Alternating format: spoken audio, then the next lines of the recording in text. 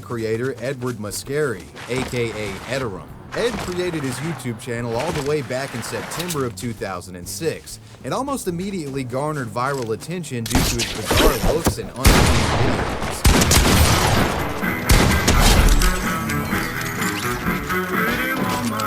While some of his career and reputation was tarnished thanks to a crime committed in 1986. In '86, Edward committed sexual battery on a 14-year-old boy in Orlando, Florida. He would ultimately plead no contest to the charges and was convicted.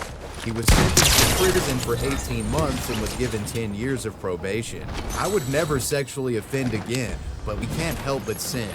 We're all human beings. Edward Muscari.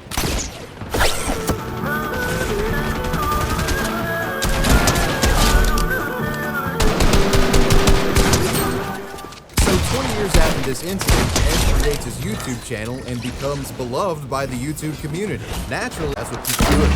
This history was something that he kept on the hush hush. The '86 incident was a regrettable mistake from the past, but it happened. And with that said, Ed would do his best to keep this little blunder out of the public light, likely fearing that it would negatively affect his YouTube prospects. And this wasn't the only time in Ed's life that he tried to hide his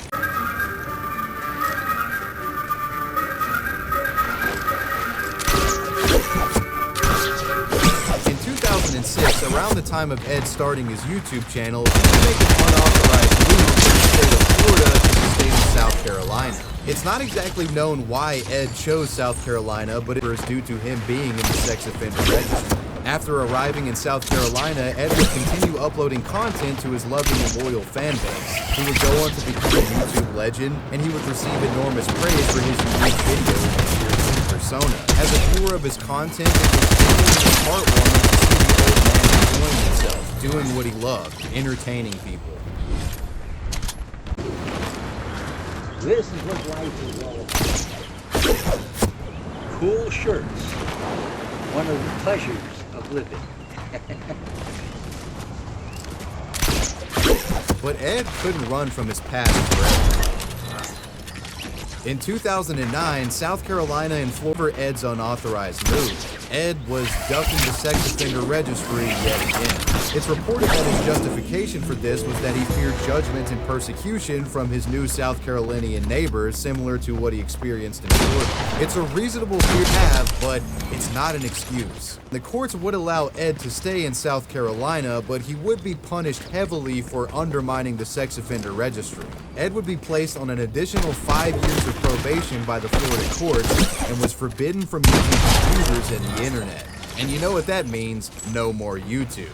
And for his loyal fans, with many leaving comments such as "Free Ederum," but no online outrage could reverse Ed's court-issued punishment. Edward Muscari would remain in prison for the rest of his life. He passed away from lung cancer on January 8, 2012 at the age of 79.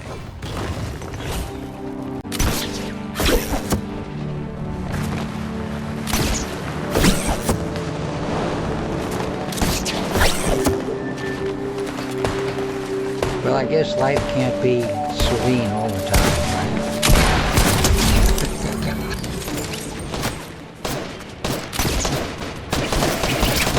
The story of Edward Muscari, in my view, is the definition of tragedy. While Ed did commit a heinous crime in the 1980s, he never reoffended, and I think it's fair to say that he was no real danger to society. Furthermore, his YouTube presence not only was an innocuous hobby, it brought joy and is a warning to viewers. Be wary of who you reward with viewership. His sweet old man persona masked the predatory pervert within, fooling hundreds of thousands of people along the way. And the case of Edward Muscari being far more tragic, and honestly, I feel sympathy for the guy. The lesson to be learned from his story is never run from your past.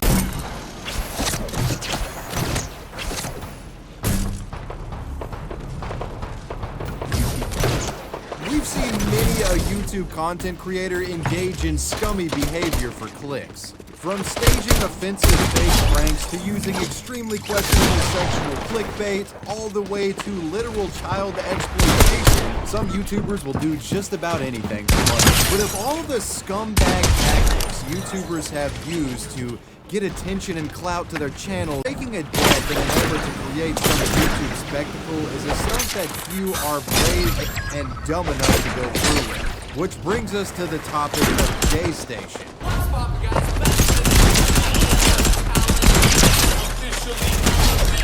J Station is known far and wide across the YouTube landscape. Yo, that's next his name. What do you mean? That's next his name. The ghost of Mac Miller and Etika. The man has been involved in a fair share of YouTube controversy thanks to the degenerate tactics he used to get viewers to watch his videos. Many of these tactics exploiting the fears and intrigue of children.